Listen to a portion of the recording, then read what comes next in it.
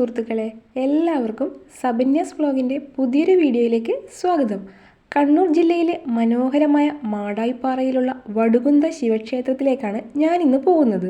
നിങ്ങൾ ട്രെയിനിലാണ് വരുന്നതെങ്കിൽ പഴയങ്ങാടി റെയിൽവേ സ്റ്റേഷനിലാണ് ഇറങ്ങേണ്ടത്. അവിടെ നിന്ന് വെറും 2-3 കിലോമീറ്റർ ദൂരമേ ക്ഷേത്രത്തിലേക്കുള്ളൂ.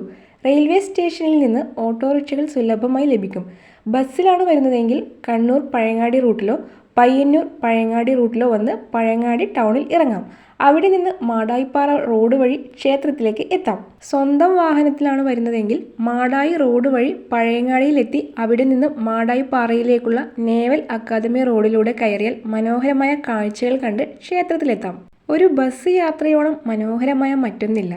തിരക്കുകളിൽ നിന്നും തിരക്കുകളിലേക്കുള്ള ഈ ഓട്ടം നമുക്ക് ഒരുമിച്ച് ആസ്വദിക്കാം. പച്ചപ്പും ഗ്രാമീണ ഭംഗിയും നിറഞ്ഞ ഈ വഴികളിലൂടെ ഇങ്ങനെ യാത്ര ചെയ്യുമ്പോൾ മനസ്സിലൊരു വല്ലാത്ത അനുഭൂതിയാണ്. മനസ്സിന് കുളിർമയും ശാന്തിയും നൽകുന്ന ഒരു പുലർക്കാല യാത്ര. യാത്രയുടെ പകുതി ദൂരം പിന്നിട്ട് കഴിഞ്ഞു. വടുകുന്ത ശിവക്ഷേത്രത്തിലേക്കുള്ള ബസ് യാത്ര കേവലം ഒരു യാത്രയല്ല, മറിച്ച് പ്രകൃതി ഭംഗി ആസ്വദിക്കാനുള്ള മനോഹരമായ ഒരു അനുഭവം കൂടിയാണ്. പഴയങ്ങാടി റോഡിലേക്ക് തിരിയുന്നതോടെ കാഴ്ചകളുടെ ലോകം മാറുന്നു. വഴിയോരത്തെ പച്ചപ്പും ഗ്രാമഭംഗിയും, റോഡിനിരുവശവും തണൽ വിരിച്ചു നിൽക്കുന്ന മരങ്ങളും കൊച്ചു കൊച്ചു വീടുകളും തെങ്ങിൻ തോപ്പുകളും കാണാം. ഈ ഭാഗത്തെ ശുദ്ധവായുവും ശാന്തമായ അന്തരീക്ഷവും ബസ് യാത്രയെ കൂടുതൽ സുഖകരമാക്കുന്നു. പഴയങ്ങാടി ടൗൺ കഴിഞ്ഞ് മാടായിപ്പാറയുടെ കയറ്റം കയറി തുടങ്ങുന്നതോടെ പ്രകൃതി അതിൻ്റെ ഭാവം മാറ്റുന്നു. മഴക്കാലമാണെങ്കിൽ പാറപ്പുറം മുഴുവൻ കാക്കപ്പൂക്കളും മറ്റ് ചെറിയ കാട്ടുപൂക്കളും നിറഞ്ഞ് ഒരു നീല കടൽ പോലെ തോന്നിപ്പിക്കും. വേനൽ സമയമായതിനാൽ ഉണങ്ങിയ പുല്ലുകൾ സ്വർണ്ണ നിറത്തിൽ തിളങ്ങി നിൽക്കുന്നത് കാണാം. ഉയരത്തിലുള്ള പാതയായതിനാൽ ജാലകത്തിലൂടെ വീശുന്ന തണുത്ത കാറ്റ് മനസ്സിന് വലിയ ആശ്വാസം നൽകും. പാറയുടെ വശങ്ങളിലൂടെ പോകുമ്പോൾ ദൂരെ അറബിക്കടലിൻ്റെ നേർത്ത നീലരേഖയും ചക്രവളവും കാണാൻ സാധിക്കും. മാടായിപ്പാറയുടെ മടിത്തട്ടിൽ സ്ഥിതി ചെയ്യുന്ന വടുകുന്ത ശിവക്ഷേത്രത്തിലേക്ക് പ്രവേശിക്കുന്നത് തന്നെ സവിശേഷമായ ഒരു അനുഭവമാണ്. പ്രകൃതിയും ഭക്തിയും ഇത്രമേൽ ഇഴചേർന്ന് നിൽക്കുന്ന മറ്റൊരു ശിവക്ഷേത്രം കണ്ണൂരിൽ ചുരുക്കമായിരിക്കും. ക്ഷേത്രത്തിലേക്ക് പോകുന്ന വഴി തുടങ്ങുന്നത് തന്നെ വിശാലമായ മാടായിപ്പാറയിലൂടെയാണ്. ചുറ്റും കിലോമീറ്ററുകളോളം പരന്നു കിടക്കുന്ന പാറപ്പരപ്പും അതിനു മുകളിൽ തെളിയുന്ന നീലാകാശവും ഒരു വലിയ ക്യാൻവാസ് പോലെ തോന്നും. ക്ഷേത്രത്തിൻ്റെ മുൻപിലായി നിൽക്കുന്ന കൂറ്റൻ ആൽമരം ക്ഷേത്രത്തിൻ്റെ പ്രശാന്തമായ അന്തരീക്ഷത്തിന് മാറ്റുകൂട്ടുന്നു. വിശാലമായ ഒരു ആൽത്തറയാണ് ഈ മരത്തിന് ചുറ്റുമുള്ളത്. മാടായിപ്പാറയിലെ കഠിനമായ കാറ്റിലും വെയിലിലും ഭക്തർക്ക് ആശ്വാസം നൽകുന്ന ഒരിടമാണിത്. ക്ഷേത്രമുറ്റത്തേക്ക് നടക്കുമ്പോൾ ആദ്യം നമ്മെ സ്വീകരിക്കുന്നത് മാടായിപ്പാറയിലെ ആ തണുത്ത കാറ്റാണ്. ചെങ്കല്ല് പാകിയ നടപ്പാതയിലൂടെ ക്ഷേത്രത്തിനുള്ളിലേക്ക് പ്രവേശിക്കുമ്പോൾ പുറം ലോകത്തെ തിരക്കുകളെല്ലാം മാറി മനസ്സിന് ഒരു പ്രത്യേക ശാന്തത അനുഭവപ്പെടും. ഏതാണ്ട് 1300 വർഷത്തിലേറെ പഴക്കമുണ്ടെന്ന് കരുതപ്പെടുന്ന ഈ ക്ഷേത്രം കോലത്തിരി രാജാക്കന്മാരുടെ കാലത്താണ് നിർമ്മിക്കപ്പെട്ടത്. പരശുരാമൻ പ്രതിഷ്ഠിച്ച 108 ശിവക്ഷേത്രങ്ങളിൽ ഒന്നാണിത്. ശിവക്ഷേത്രത്തിൻ്റെ അകത്തളങ്ങളും പ്രതിഷ്ഠാരീതികളും വളരെ ലളിതമെങ്കിലും അതീവ ചൈതന്യവത്തായ രീതിയിലാണ് ക്രമീകരിച്ചിരിക്കുന്നത്. ചതുരാകൃതിയിലുള്ള ചെറിയൊരു ശ്രീകോവിലാണ് ഇവിടെയുള്ളത്. ഇതിനുള്ളിൽ കിഴക്കോട്ട് ദർശനമായി ശിവഭഗവാൻ വാഴുന്നു.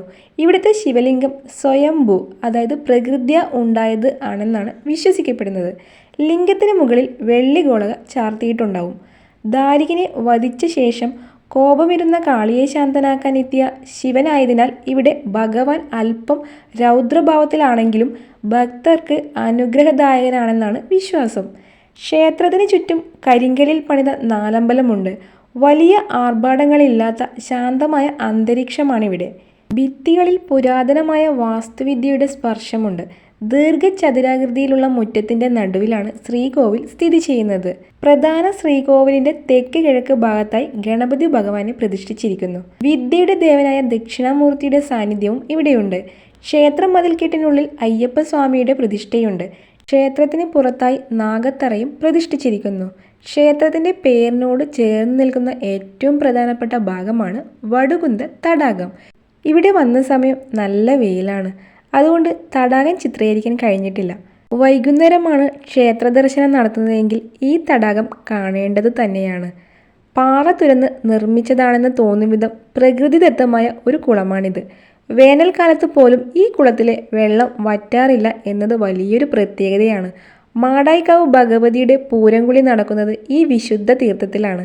കുംഭമാസത്തിലെ ശിവരാത്രി നാളിൽ നടക്കുന്ന പ്രത്യേക പൂജകളും ധനുമാസത്തിലെ തിരുവാതിര നാളിൽ നീണ്ടു നിൽക്കുന്ന പ്രത്യേക ആഘോഷങ്ങളുമാണ് ഇവിടുത്തെ പ്രധാന ഉത്സവങ്ങൾ.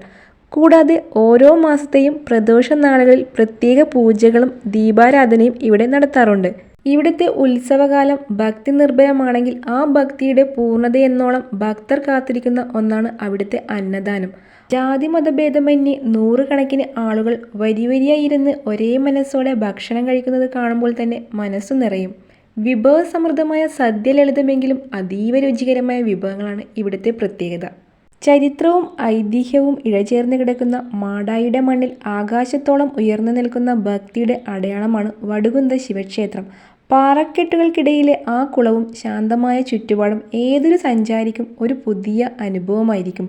മാടായിപ്പാറയിലെ കാറ്റേറ്റ് വടുകുന്തപ്പനെ തൊഴുതുമടങ്ങുന്ന ഈ യാത്ര ഇവിടെ അവസാനിപ്പിക്കുന്നു. നമ്മുടെ നാട്ടിലെ അധികം അറിയപ്പെടാത്തതും എന്നാൽ തീർച്ചയായും കണ്ടിരിക്കേണ്ടതുമായ ഒരു പുണ്യസ്ഥാനമാണ് വടുകുന്ത ശിവക്ഷേത്രം.